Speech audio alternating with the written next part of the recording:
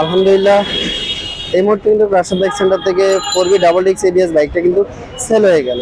ভাইরা কোথায় থেকে আসছে, কিভাবে আসছে এবং কি রাশেদ বাইক সেন্টার থেকে ভাইরা বাইকটা কিভাবে নিল বিস্তারিত সবকিছুই জানাবো।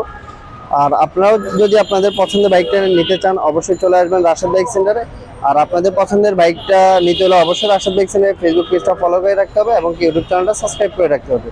তো চলুন ভাইয়ের মুখ থেকে শুনি ভাই কোথা থেকে আসছে বা কিভাবে রাশেদ বাইক সেন্টারে আসছে। সালাম আলাইকুম ভাইয়া। ওয়ালাইকুম আসসালাম। কেমন আছেন ভাইয়া? জি আলহামদুলিল্লাহ। ভাইয়ের নামটা?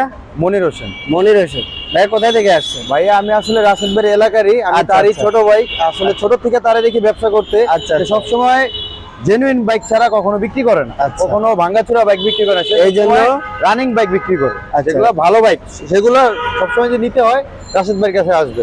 আচ্ছা। অবশ্যই। তার মানে বাইকের নাম নিলে সর্বপ্রথম রাশেদ রাশেদ বাইক ভাই। সেন্টার। আমার যে কোনো বন্ধু বান্ধব সবাই রাশেদ ভাই থেকে নেয়, অন্য আচ্ছা। কোথা থেকে বাইক নিয়ে না।